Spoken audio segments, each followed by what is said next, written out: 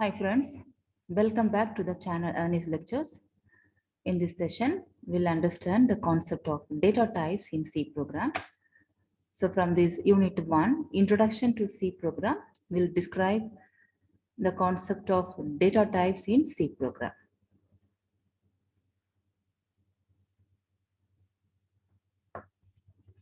In a C programming language, data type is used for declaring variables or functions of different types.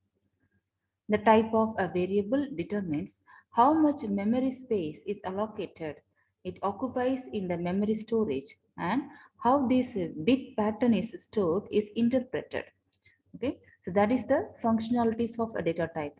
So based on the input value, the type of the variable can be defined and how much memory space need to be allocated for that particular data type is defined by this data type concept in C programming language. So here these are the different types of data types. A data type can be classified into three different types. First one primitive, second one derived, third one user defined. So in terms of primitive, we have different data types, that is character, integer, float, double and void. So to represent a character data type value, we have to make use of one of the predefined keyword, that is char, char. To represent integer numbers, we can make use of the predefined keyword int. Then to represent real numbers, we can make use of float, and double also can be used to represent decimal values. And void, it is an empty value. We won't allocate any memory space for void. So the next one is a derived data type. So here, array, pointer, and structures are coming under the categorization of derived data type. So these are the data types are derived from this existing predefined, that is a primitive data type. Okay. So here these are the derived data types are derived from these primitive data types. Next one, we have one more data type, that is user defined data types. So the user can define their own data type. So that is enumeration, that is enum is the keyword. Next one, type def. User can define their own data type using this keyword type def. So we'll see these examples in the next coming um, slides. First, we will understand the integer data type. So integers are whole numbers that can have both 0, positive and negative values, but no decimal values will be allowed. For example, if a user is going to read a value that is 0 or a negative number, say for example -5, or a positive number, say for example 10, then based on this type of this value, the variable can be defined as an integer. So integers are whole numbers with a range of values, and the range of values are machine dependent. Okay. So here we can use int is the predefined keyword for declaring an integer variable. So here a variable is given the name as id. So in this variable, I am going to store any one of the value, that is either it could be 0 or -5 or it could be 10. So based on the type of value, I am going to declare this id variable as integer type because we are going to read a numerical value. Okay. So here we cannot read any decimal value or any real numbers. Then here this id is a variable of type integer. And also you can declare multiple variables at once in a C programming. So here in this example, I have two different variables, id and age. So by making use of this comma operator, you can declare more than one variable in a single line. So here these two variables are of type integer because we are going to read only these whole numbers, okay, in these two variables. So generally an integer occupies 2 bytes memory space and its value is limited to minus 32,700 32,768 to plus 32 32,767. Okay, so here this memory allocation is based on this system. So here if it is a 16-bit processor, the system can allocate 2 bytes. If the system is 32-bit processor, then the system can allocate 4 bytes of memory space for this integer data type.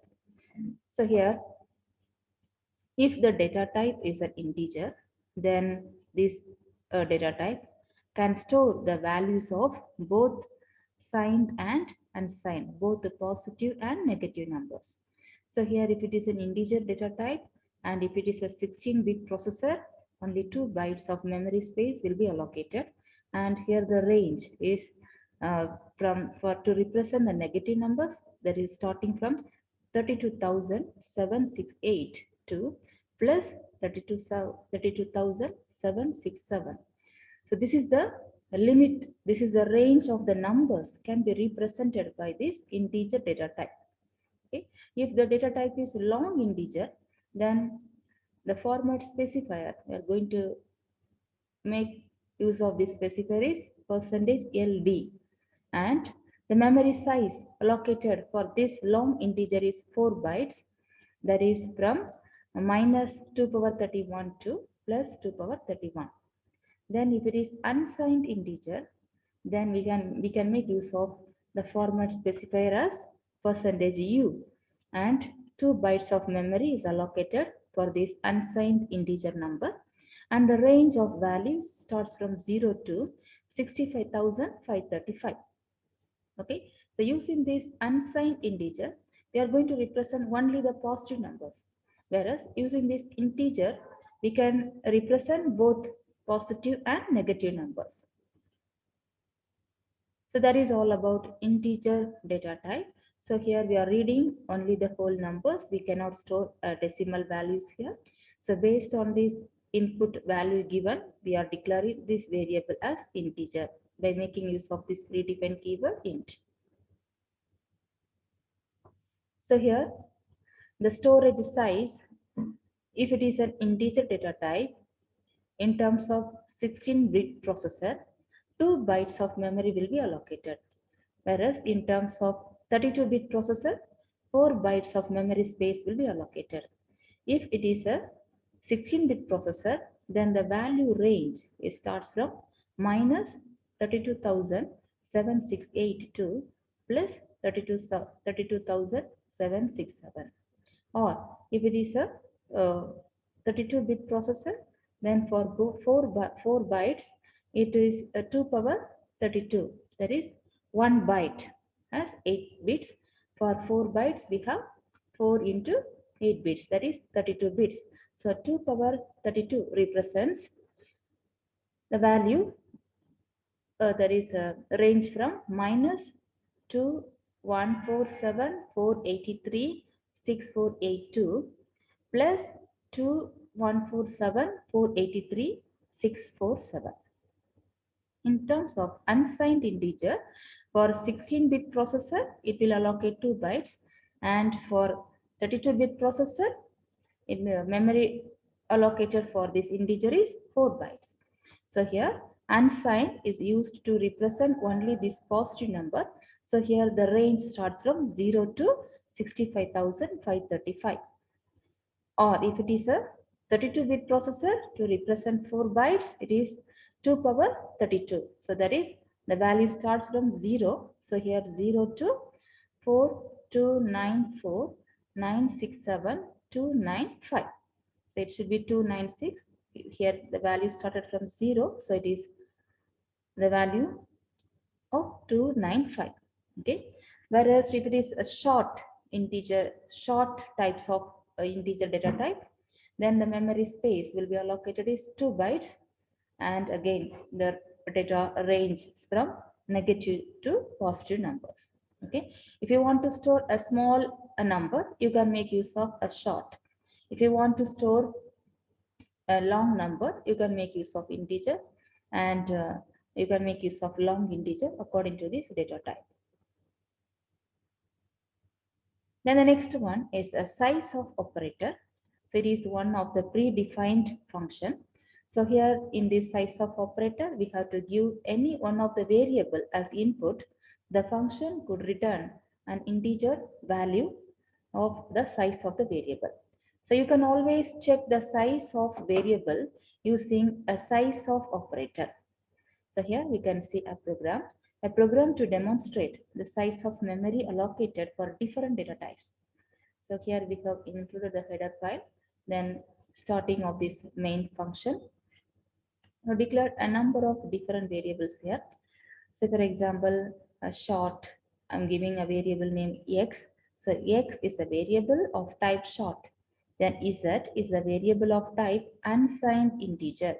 So here in this unsigned integer, you can store only positive numbers. Whereas next one a is a variable of integer type. So here in this variable, you can store both positive and negative numbers.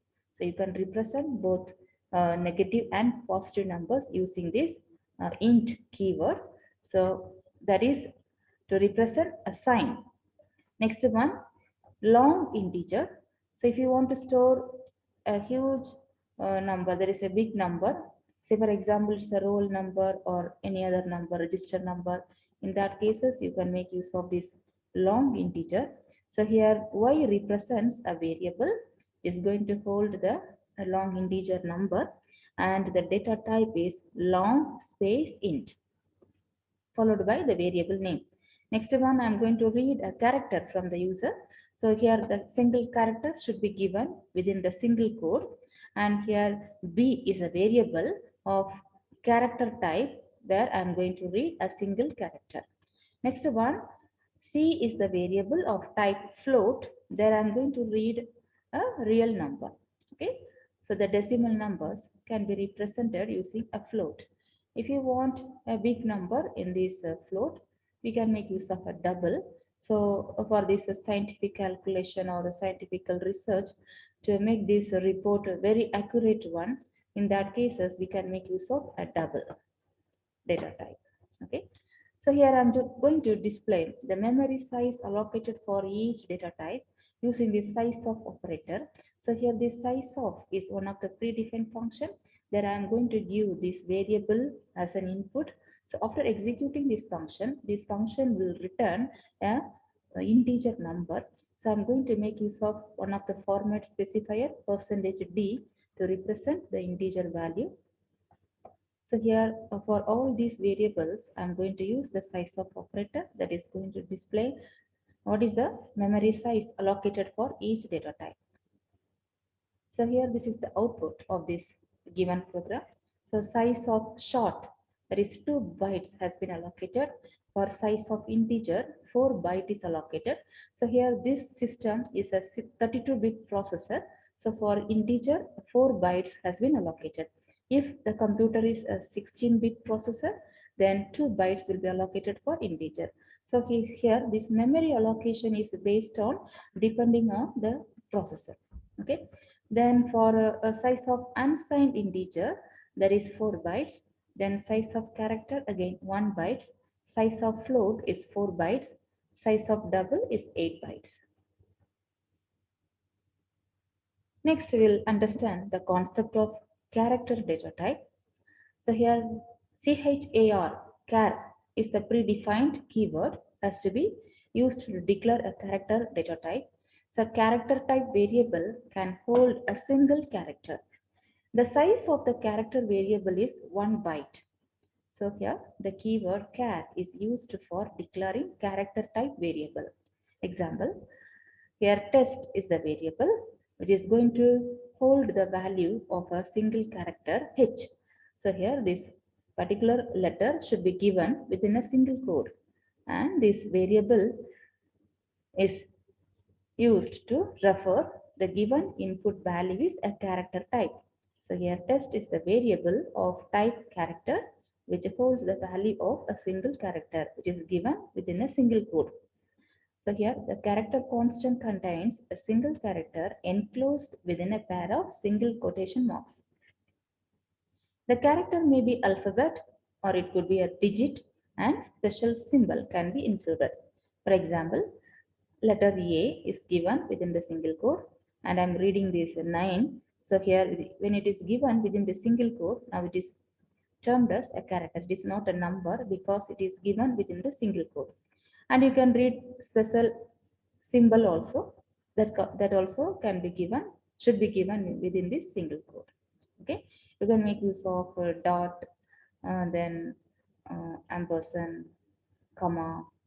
So all these special symbols can be used to read as a character data type. So as there are signed and unsigned integer, either short or long, in the same way, there are signed and unsigned characters also available in character data type. So both these signed and unsigned character occupy 1 byte of data each, but having different ranges. Unsigned characters have the values between 0 and 255. So here we are going to allocate 1 byte. So 1 byte is nothing but 8 bit. So here 2 power 8 bit is the range of 256. So the initial value starts from 0. So here 0 to 255. Okay, for unsigned characters. If it is a signed characters, then we can have the value for both negative and positive numbers. So here 256 divided by 2, that is from minus 128 to 127. Okay, so that is a range of this value. Next one, these are the number of characters can be read as an input, and these are the number of ASCII values has been given for this particular characters. So here this alphabet starts from capital A to capital Z has the ASCII code value of 65, then B has 66 like that. Then for the small letters A to Z, we have this ASCII value starting from 97 to 122. Then the last character, that is a del, is has the ASCII code value 127.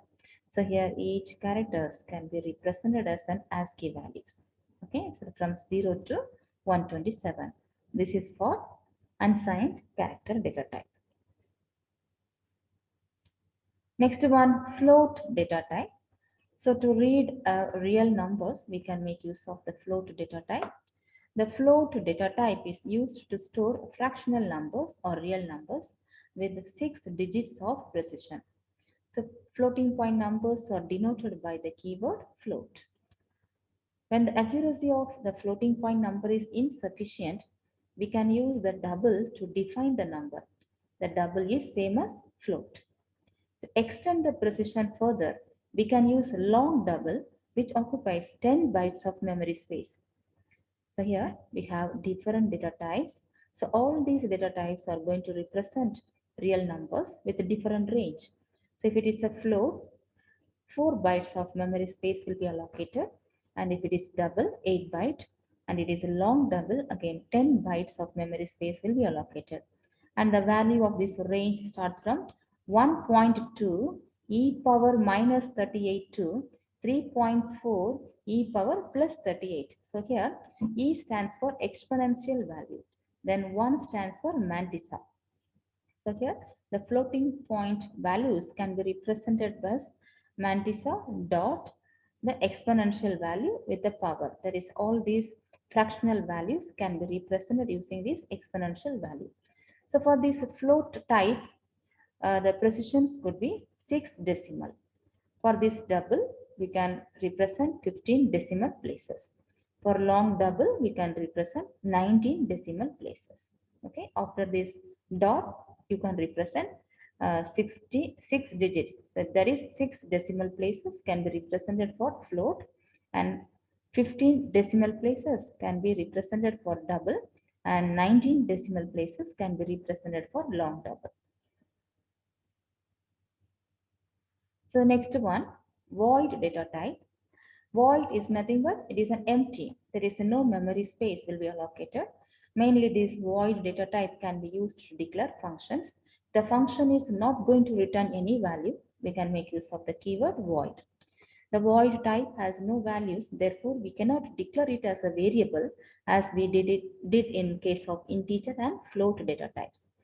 The void data type is usually used with the function to specify its type. Like in C program, we declare the main function that is void main. So as void type because it does not return any value.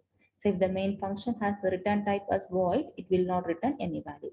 The main function has the return type as integer, then it will return the value 0 after the successful execution of the program. Next one, the derived data type. So these are the number of data types has been derived from the predefined primitive data types. Okay. So here array, string, structure, and pointers are a number of derived data types. Array stands for it is a sequence of variables of same data types. It is a collection of array is a variable as the collection of same data items. Okay. So you can store more than one value within a single variable, whereas each value can be referred with different indexes. So here in array, the index starts from 0. By default, the index starts from 0 in array. So you can store more than one value in a single variable. Whereas each value can be represented using this index of that particular array variable. Next one, string is an array of character variables. Okay. Next one, structure, a collection of related variables of different data types. The structure has a collection of different data types, whereas array has a collection of the same data types of elements. Next one, pointer. Pointer is a variable whose value is the address of another variable. So here, pointer variable can be used to access the address directly. So next one, an example of this derived data type is given here. Say for example, here elevation table, I have a variable name here. So here in this single variable, I'm going to store 20 whole numbers. So here the variable of 20 different values of same data type. So it is a variable declaration of an array of integer type. So here this variable can hold 20 different integer values. So here this array can hold a collection of a same data types of elements, because in the declaration itself we have declared that the variable is an integer variable which is going to store a collection of 20 different values in this particular variable. So here each data item can be addressed by the index of this particular array. Okay. Next one, we have another variable input symbols. Okay, so here hello world, it's a string, is going to be stored in this particular variable. So here it is a collection of characters. So it is a collection of characters is referred as string. We cannot have a string data type in C program. So we can store the string data using this character array only. So here in this variable declaration, this variable is a collection of characters can be used to represent a string. Next one, we are declaring a structure. So here I'm going to give operation structure. Say for example, a student list or any other file structure. So here we have to make use of the keyword struct followed by the object name. Then that object can have a different data types to represent. Say for example, in this example, I have operation struct is one of the variable of type structure which has a different types of variables here. So here heat reading is one of the variable of type double. Then temperature value is one of the variable to read the integer value. Then speed meter is one of the variable to store the float type of value. Then action code is one of the variable to read a single character. So here in this particular variable declaration, is a structure variable has a collection of different data types, that is a double, integer, float, and character. Whereas here is an array of integer data type has a similar data items. Okay, so here it is a string of collection of characters. So here we can declare character array of variable to store a string. Okay. Finally, the struct operation structure, we are going to give a variable declaration for these structures to read all these values and to do the process. Next one, enumerated data type. This is one of the user defined data type. Okay. So using this enum keyword, you can define this enumerated data type. Enumerated data type is a user defined data type having finite set of enumeration constants. The keyword enum is used to create enumerated data type. Enumeration data type consists of named integer constants as a list. It starts with 0 by default and value is incremented by 1 for the sequential identifiers in the list. So here an example is given here. So I'm going to declare a variable in terms of enum. So enum data type along with this constant value 1, 2 and constant n.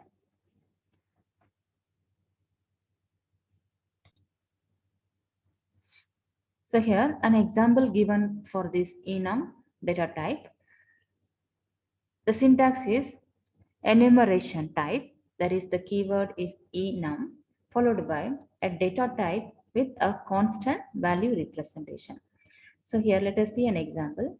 So here I'm going to declare the month variable in terms of enumeration data type. So here enum is the predefined keyword, enum followed by the month is the data type, and with the constant values we have to give all these constant values.